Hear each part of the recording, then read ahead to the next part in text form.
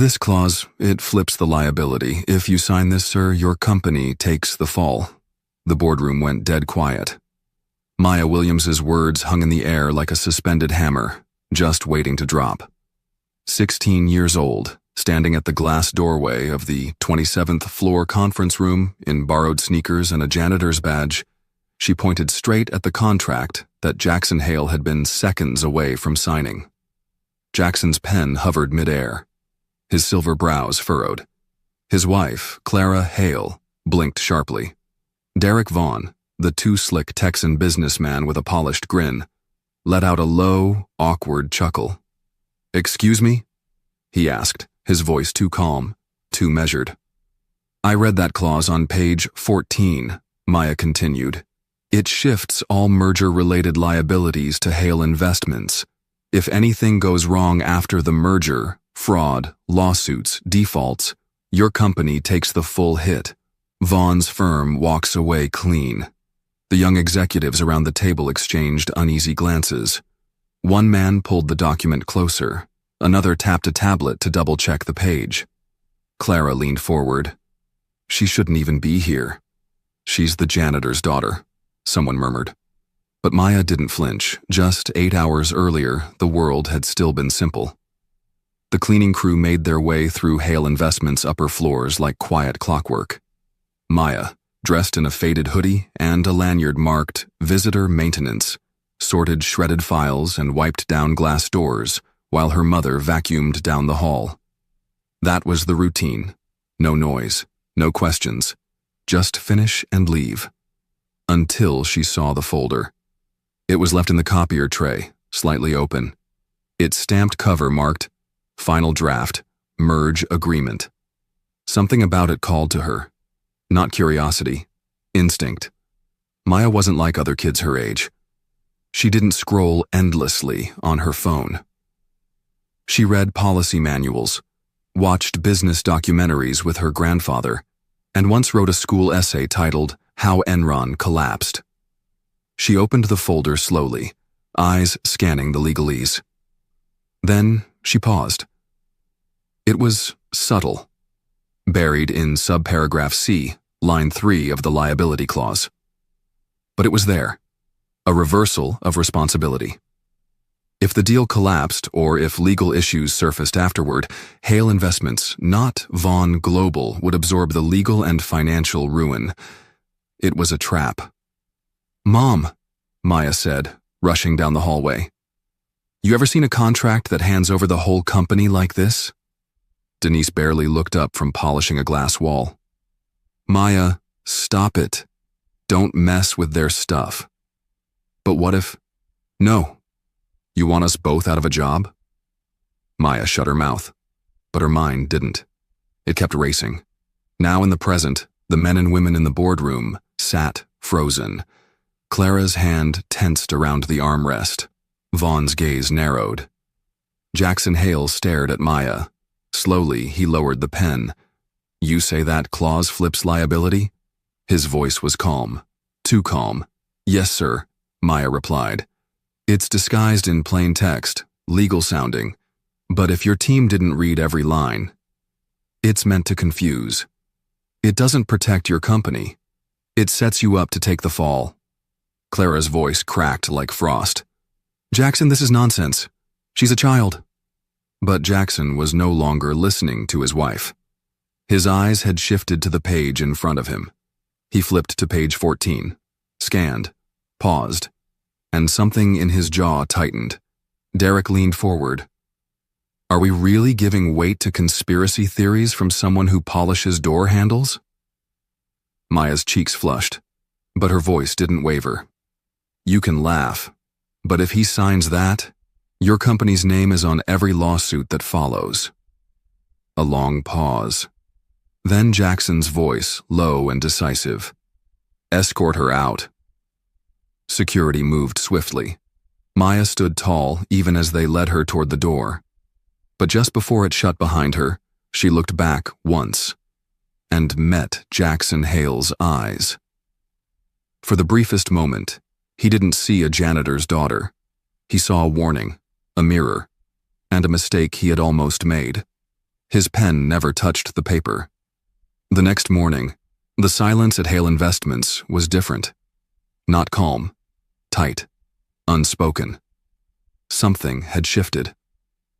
Maya Williams sat alone in the lobby's security office, hands folded, chin high, heart pounding.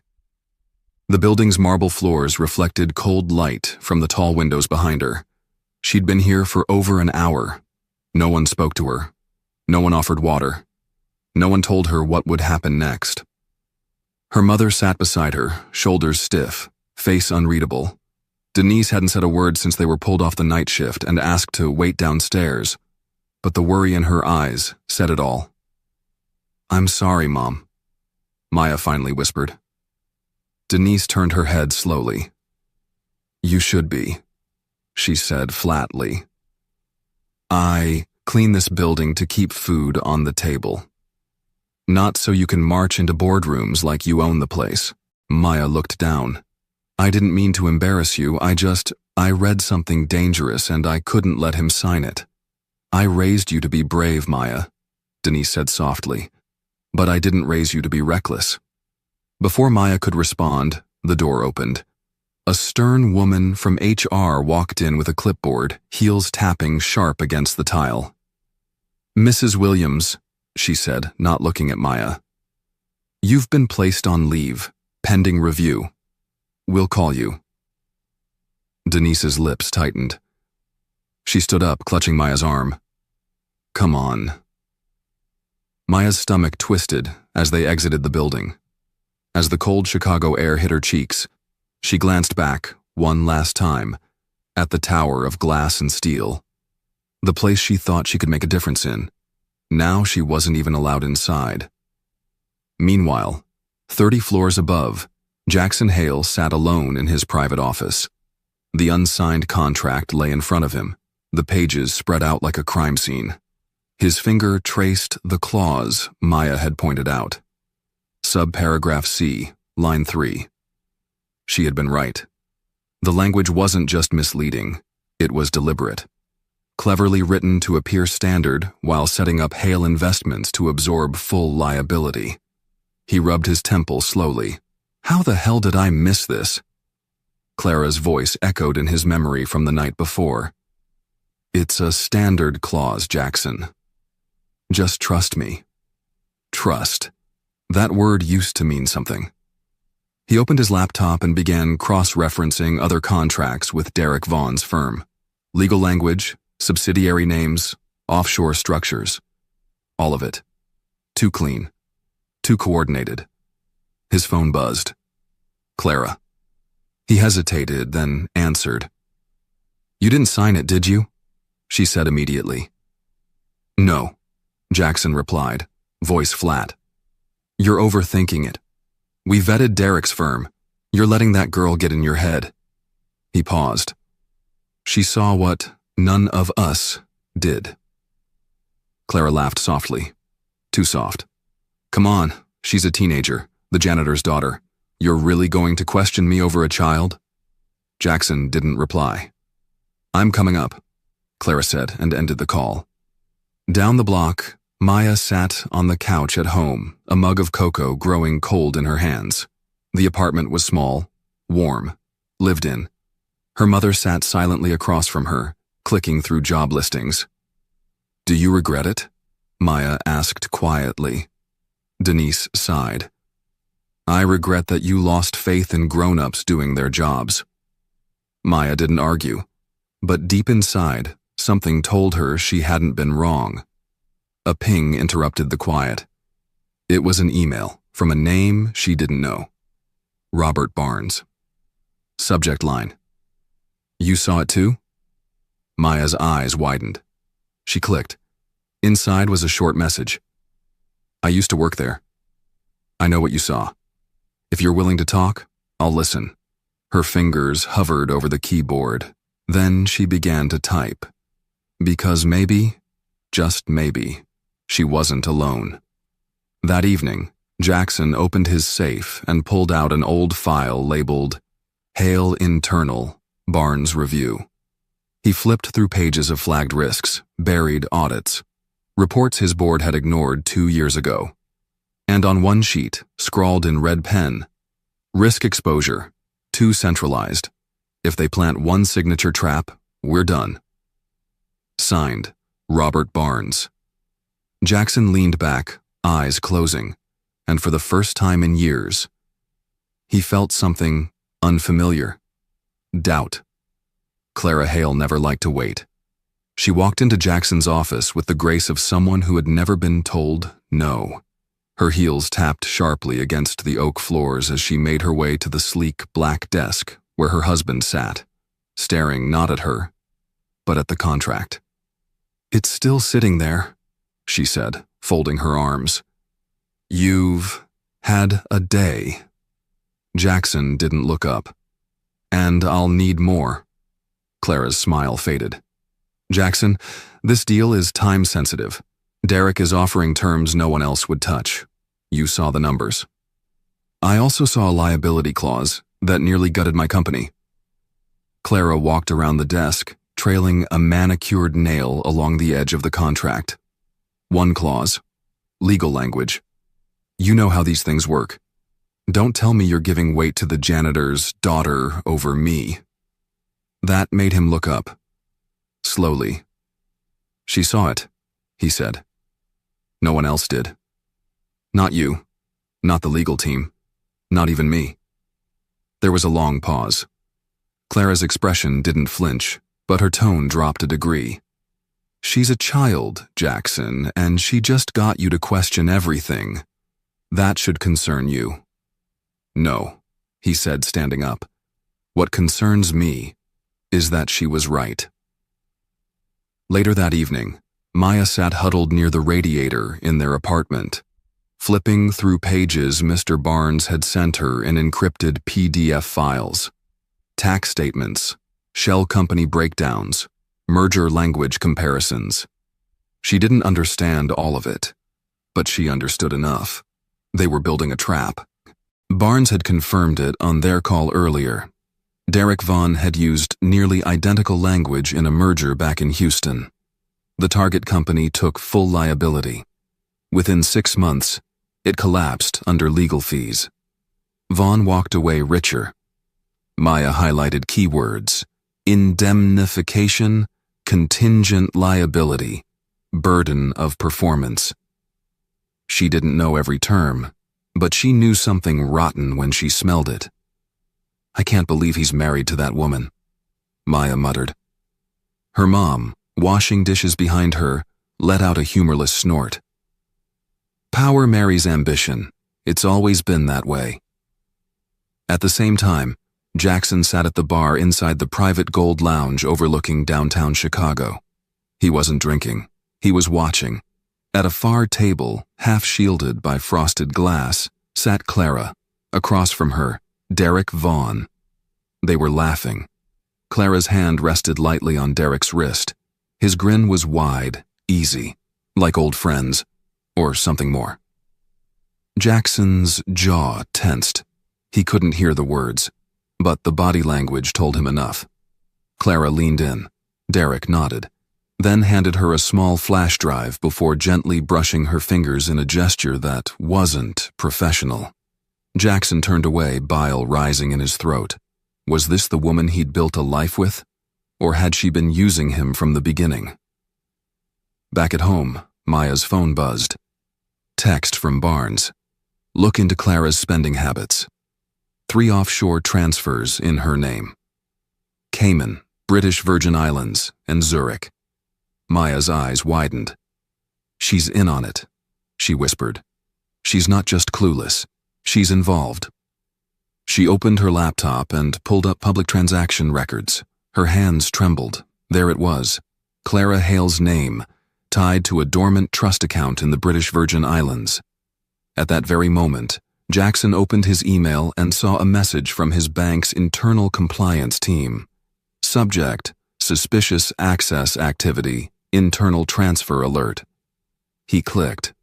Clara had attempted to authorize a $2.5 million movement from one of the company's dormant reserve accounts. It was stopped just in time. Jackson sank into his chair. The noose wasn't just tightening. It was inside his own home. Somewhere in the quiet of the night, 3 people couldn't sleep. Jackson Hale, now certain he was standing on a crumbling foundation. Maya Williams, gripping the pieces of a puzzle far too big for a 16-year-old. And Clara Hale, seated beside Derek Vaughn in a black SUV, whispering, "He's starting to dig." To which Derek replied calmly, "Then we bury him before he reaches the roots." It started with an email. No subject line, no sender name, just a single audio file. Jackson Hale hesitated before opening it. He had been staring at the ceiling of his office for the past hour, long after the last assistant had gone home. The silence felt heavier these days, like the building itself was holding its breath. He clicked play. Clara's voice came through first, calm and calculating. "He won't question it. Not if I push at the right time." Then Derek Vaughn's deep drawl. "And if he does? Then we remind him what he has to lose." Jackson froze. He replayed it 3 times. And when it finally sank in, something inside him cracked. Not loud, not visible, but final. He forwarded the file to his private attorney, then leaned back and stared at the ceiling again, this time not with confusion, but with clarity. Clara wasn't just involved. She was leading it. Maya stood outside the massive bronze doors of the Harold Washington Library, clutching a folder and a flash drive Barnes had mailed her that morning. Her fingers were numb, not from the cold, but from fear. Everything they had pieced together now pointed in one direction. Someone was actively trying to bury Hale Investments. She stepped inside and made her way to the computer lab. The files were encrypted, but Barnes had included a handwritten key. As she typed, the truth unfolded. 3 merger attempts, 3 ruined companies, all tied to Derek Vaughn, and in the background of each one, buried deep in the documents, were traces of Clara Hale's digital approval credentials. She wasn't just helping Vaughn. She'd been doing it for years. That evening, Maya tried to deliver the physical documents to Robert Barnes at his apartment. But when she arrived, the door was ajar. Inside, empty. No signs of struggle, no sign of Barnes. Just a single envelope on the kitchen table labeled MW. She opened it. Inside were 2 things, a thumb drive and a post-it note. "They know I'm helping you. Don't come back here. Find someone you trust, soon." Back in the city, Jackson sat in his car outside an old courthouse. The building had closed years ago, but he wasn't here to speak with a judge. He was meeting Victoria Chan, a civil rights attorney and former prosecutor, known for taking cases no one else dared touch. She entered without fanfare, her black wool coat flapping behind her like a cloak of quiet justice. "Mr. Hale," she said, sliding into the passenger seat. "You came to the right person, but this is bigger than contract fraud." "I know," Jackson said. "You're dealing with organized financial subversion, maybe racketeering. I need to protect my company," he said. "And I need to protect a girl who saw it first." Victoria raised an eyebrow. "A girl?" "She's 16. Name's Maya Williams. She caught it before any of us did." For the first time, the lawyer smiled. "Then she may be our most valuable witness." The next morning, Maya returned to Hale Tower. Security was tighter now. She wasn't on the list. So she waited, cold fingers wrapped around a bag of evidence, until one of the junior staff, someone she recognized from late-night vacuuming shifts, walked by. He paused, glanced around, and whispered, "Mr. Hale said if you ever came back, I should take you straight up." When Jackson saw her, something in him softened. He stood, extended a hand. Not like a CEO, but like a man finally seeing his own blind spots. "I owe you more than an apology," he said. "I owe you the truth." Maya looked up at him, her voice quiet but firm. Then let's get it out before someone else disappears. They sat side by side in his private conference room, papers and screens spread around them like a battlefield map. Victoria Chan joined minutes later, nodding once at Maya. "This is your war now," she said. "But with the right moves, we win it before they even know we're fighting." Maya nodded, nerves taut, but steady. Because for the first time, she wasn't fighting alone. And the cracks in the marble weren't just breaking apart a building, they were letting the truth come through. The courtroom wasn't scheduled yet. No subpoenas had been issued. No press conference had broken the news. But the war had begun. Inside Jackson Hale's office, the walls were no longer decorated with corporate awards and investment forecasts. They were now lined with whiteboards scribbled full of timelines, connections, bank transfers, and alias names. At the center of it all sat Maya Williams, a 16-year-old girl with a borrowed laptop and a folder full of secrets. Victoria Chan stood near the window, phone pressed to her ear, voice low but urgent. Jackson, silent, pored over a printed spreadsheet, his jaw clenched tight. Then Victoria hung up. "That was my contact at the Justice Department. They're watching Vaughn, quietly, but they need more to move forward." Maya reached into her backpack and slid over a yellow file. "This just came in," she said. "From Barnes, before he disappeared." Jackson took the folder. Inside were offshore account ledgers. 3 names jumped off the page: Clara Hale, Derek Vaughn, and a company called Raven Cross Holdings, a shell corporation registered in Belize, funneling payments every quarter from failed merger settlements. Victoria whistled. "This is more than fraud.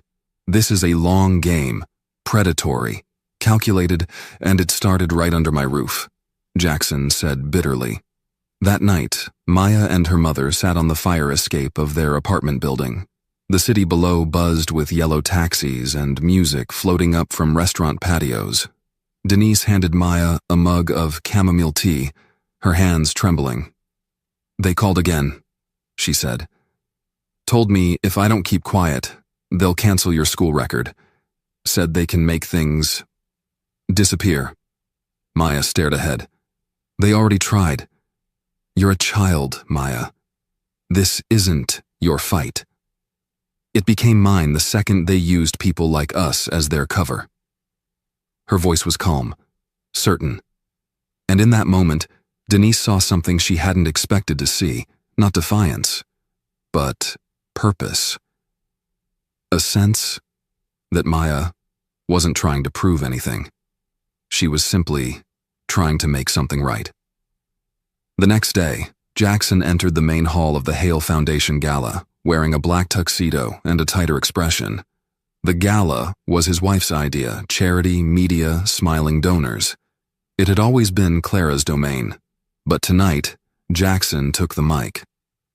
"Before we begin," he said, eyes sweeping the glittering crowd, "I want to speak to you not as a CEO, but as a man who's made mistakes." Clara froze beside the champagne table, her fingers tightening around the stem of her glass.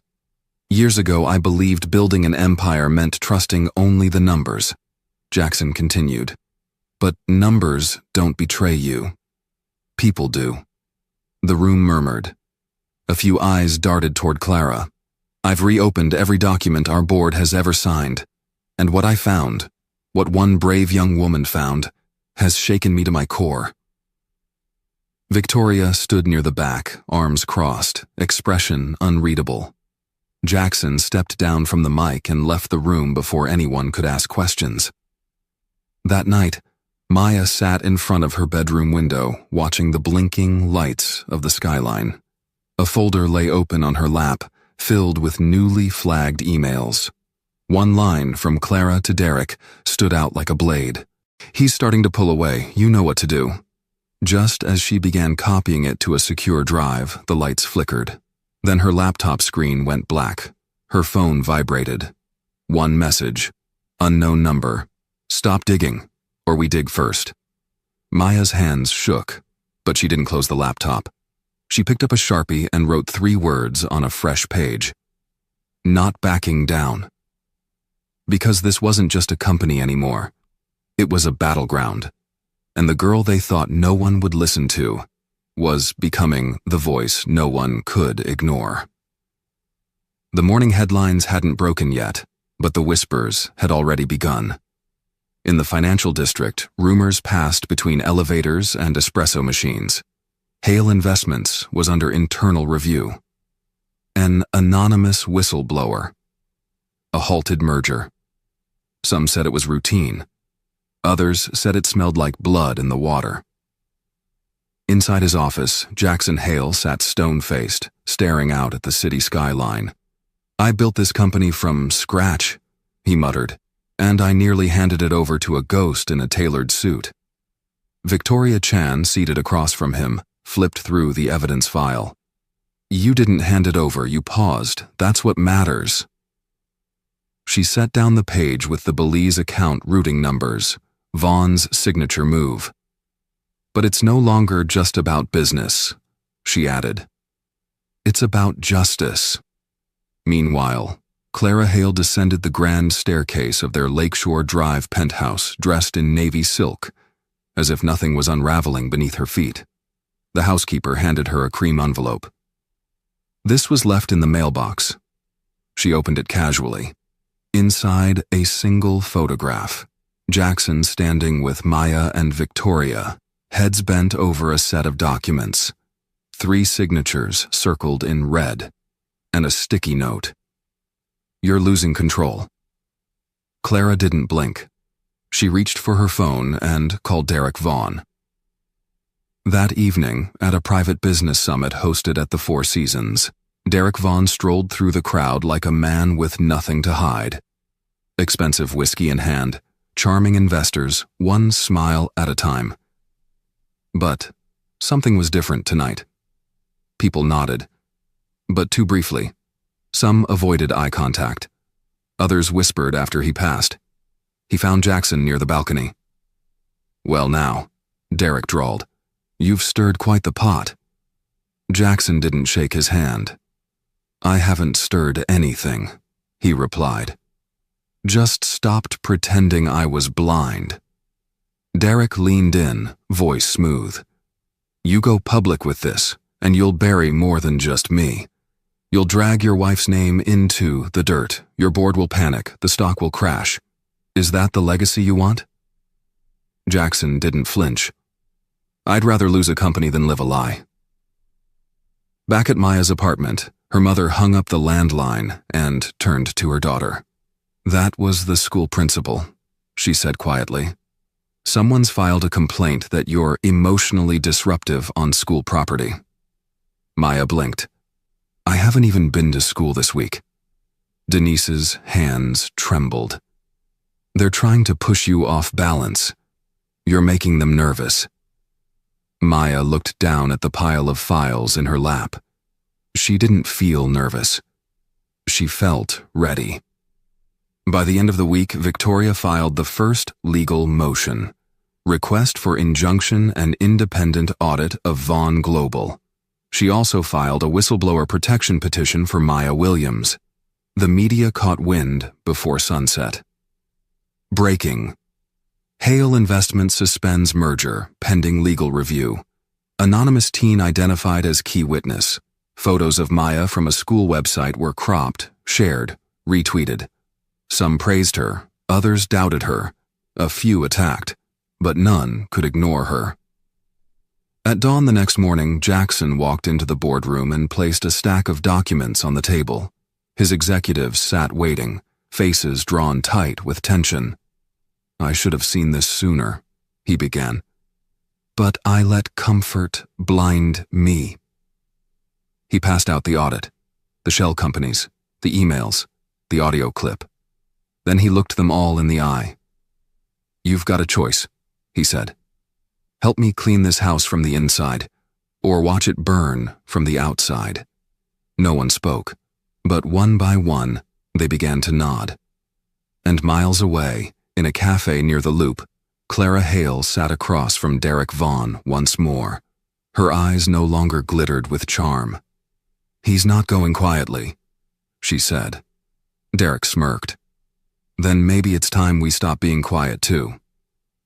He slid a black folder across the table. Inside, a list of names, judges, reporters, one federal clerk. Clara closed it slowly. "We bury them," she said.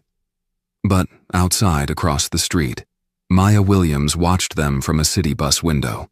Her camera phone recorded every frame. The game wasn't quiet anymore, and the unraveling had only just begun. By Monday morning, Hale Investments was no longer a financial fortress. It was a battlefield. The firm's internal servers were down for routine maintenance, but everyone knew better. Compliance teams worked overtime. Legal counsel whispered behind closed doors. HR flagged employee emails for keywords like offshore, Vaughn, whistleblower. And Jackson Hale? He didn't flinch. He stood in the center of it all, calm, clear-eyed, and ready for war. At his penthouse, Clara Hale sat alone in the winter light, phone pressed to her ear. "They're coming for us," she whispered. Derek Vaughn's voice on the other end was steady. "Let them. We don't run. We counterattack." "You said the papers were buried." "They were. Someone dug them up." "You don't get it," Clara hissed. "It's not Jackson who's leading this. It's the girl. She's a child, and she's turning this whole damn tower inside out." There was a pause. Then Derek said coldly, "Then maybe it's time we remind the world who holds the real power." At school, Maya Williams tried to keep her head down, but it was impossible. Half her classmates stared like she was a ghost. The other half avoided her like she carried a virus. Some whispered, "Traitor." Others, "Hero." She ignored them all. But as she opened her locker, a folded note fell out. She opened it carefully. "We know where you live. Stay silent. Stay safe." Her fingers trembled, but only for a moment. She tucked the note into her pocket, grabbed her books, and walked straight to the office. She told the principal everything. By the end of the day, Victoria Chan had secured a protection order for both Maya and her mother. That night, Jackson received a message from an unknown number, just 4 words. "She's not worth it." He stared at the screen for a long time, then picked up the landline and called Victoria. "Can you get federal eyes on this yet?" "They're watching," she said, "but they need someone willing to testify publicly." Silence. Then Jackson exhaled. "Then I will." The next morning, the Chicago Tribune ran the story. CEO exposes internal conspiracy. Teen whistleblower linked to unraveling billion-dollar scheme. Maya's name wasn't printed, but the story was everywhere. Talk radio, Twitter, morning TV. At a press briefing, Jackson stood at a podium, flanked by Victoria and 2 federal agents. "I was blind," he told the world. "Not just to fraud, but to courage. A 16-year-old girl saved my company from the inside out. The same company that never once saw her beyond her mother's uniform." He paused. Let the silence settle. "She saw what we refused to, and from this day forward, we will see her." That afternoon, Maya returned home to find a crowd gathered outside their apartment. Neighbors, journalists, a few strangers holding handwritten signs that read, "We believe Maya." Truth has no age. She stopped at the bottom step, stunned.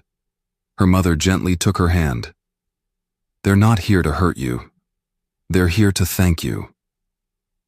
But somewhere across town, in a high-rise suite guarded by tinted glass, Derek Vaughn sat in silence.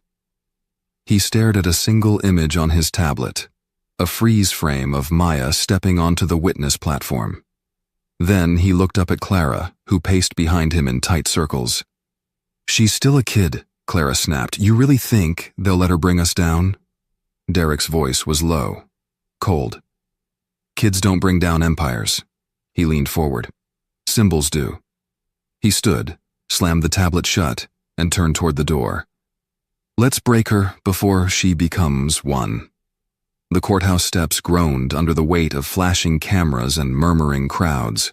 Gray clouds hung low above downtown Chicago, but the energy in the air was electric. Inside courtroom 12B, the air was stiffer, heavier. Jackson Hale adjusted his tie and glanced at the wooden double doors behind him. Victoria Chan stood by his side, reviewing her notes. Maya Williams sat 2 rows behind them, dressed simply, hair neatly braided, eyes sharp with quiet fire. It was the first day of testimony. Derek Vaughn sat across the aisle with the calm demeanor of a man who believed money could erase anything. Clara Hale, poised in a slate-gray suit, sat beside him, her eyes empty, lips unmoving. The judge entered. All rise. Victoria opened with precision. She painted the picture not with fire, but with facts, contracts, dates, forensic analysis. One by one, she exposed the network of shell companies and forged authorizations that funneled corporate liabilities straight to Hale Investments, while Vaughn and Clara profited quietly offshore. Clara didn't look at Jackson once. Then came the moment the courtroom had been waiting for. Victoria stood. Your Honor, I'd like to call Maya Williams to the stand. Gasps fluttered. Reporters scribbled wildly. Maya stepped forward slowly, not as a victim, not even as a child, but as the first person in the building who dared to speak the truth. She placed her hand on the Bible, swore in, sat down. Victoria smiled gently. Miss Williams, how did you first come to be involved in this matter? Maya's voice was steady. I was helping my mom on the 27th floor. She's on the night cleaning staff. I saw the contract in the copy room. The signature at the bottom didn't look right. And when I read the fine print, it didn't sound right either. Victoria nodded. What stood out to you? There was a clause, buried deep. It transferred all liability from Vaughn's firm to Mr. Hale's company. If something went wrong, only one side would take the hit. Victoria leaned forward. Why speak up? You were 16. No one asked you to read it. Maya looked directly at Clara, then Derek, then back at the jury. Because I clean your floors doesn't mean I don't see the dirt. The courtroom froze. Even the judge's expression shifted. Clara's hand twitched. Derek didn't smile this time.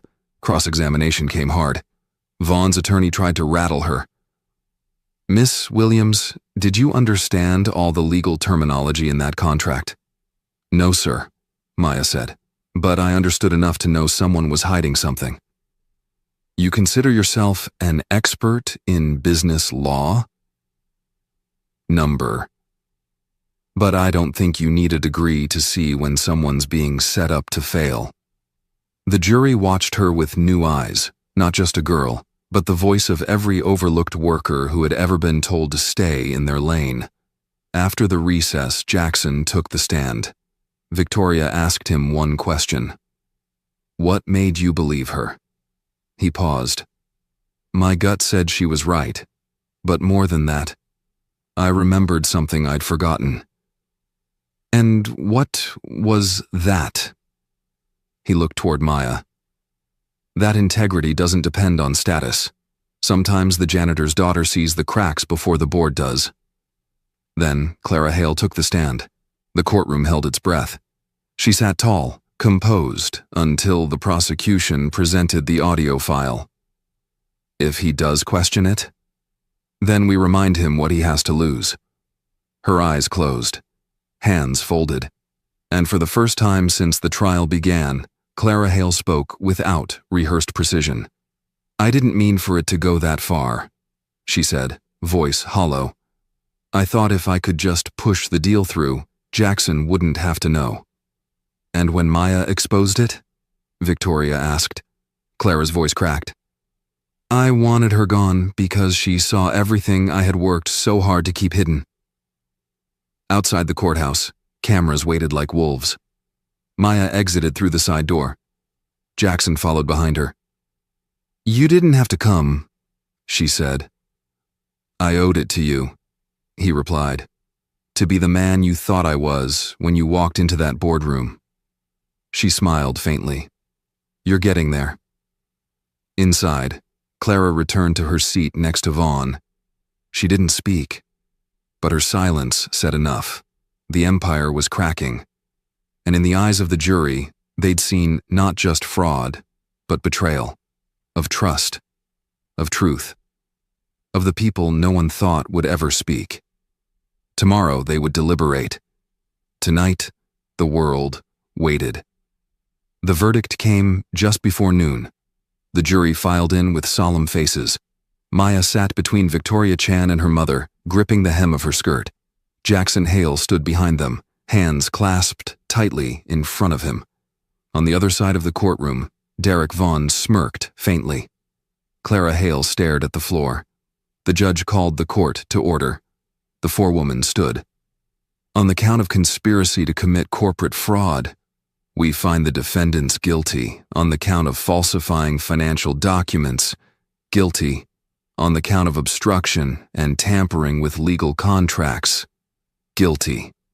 Each word fell like a gavel striking stone. A lifetime of manipulation undone. Derek's smirk vanished. Clara closed her eyes. The judge issued the sentence swiftly. 10 years in federal prison for both defendants, with no chance of parole in the first 7. Maya exhaled for the first time in days. Outside the courthouse, the world had changed. Reporters shouted questions, microphones thrust forward. "Maya, how does it feel to be the girl who saved a corporation? Mr. Hale, will you rebuild Hale Investments? Victoria, what's next for your young witness?" Maya didn't answer them all, just one. "What do you want people to remember from this case?" She paused, then looked directly at the nearest camera. "That truth doesn't depend on your title, and justice doesn't care how clean your shoes are." In the weeks that followed, Hale Investments didn't collapse. It reformed. Jackson Hale initiated a full restructuring. Clara's name was removed from every official board record. Vaughn's assets were frozen. Victoria Chan was brought on as chief ethics counsel. And Maya Williams, she was offered a full scholarship. At a press conference inside the building she once cleaned, Jackson announced the news personally. "Today, Hale Investments is establishing the Maya Williams Fellowship for young minds with vision and courage." Maya didn't just protect this company. She reminded us who we are supposed to be. Applause rose like thunder. Maya stood beside him, blazer over a white blouse, the faintest smile on her lips. Later that night, Jackson sat in his office. Not alone. Maya stood across from him, holding a manila envelope. "I got my Columbia acceptance letter," she said, eyes shining. He smiled. "You earned more than that? You've got a seat at any table you want now." She hesitated, then asked, "Do you regret any of it?" He looked out the window, the skyline of Chicago glowing gold. "I regret that I didn't see it coming," he said softly. "But I don't regret who stood up when I couldn't." She nodded, then left the envelope on his desk. Days later, Clara Hale was processed into the federal detention center in Wisconsin. She made no statement, no appeal, only silence. In a cold, concrete cell, her empire reduced to static in the news, she replayed the audio that sealed her fate. "Just because I clean your floors doesn't mean I don't see the dirt." The words echoed, again and again. In a quiet office above a city reborn, Jackson placed Maya's envelope on a shelf above his desk, beside his most treasured awards. And, beside it, a plaque read, "Truth isn't loud, but it lasts." He leaned back in his chair, closed his eyes. A girl once pointed to a signature and changed everything. And now, from the ashes of deceit, a new foundation stood tall. Cleaner, stronger, and unshakably honest. The empire hadn't fallen. It had been rebuilt by the one they never saw coming.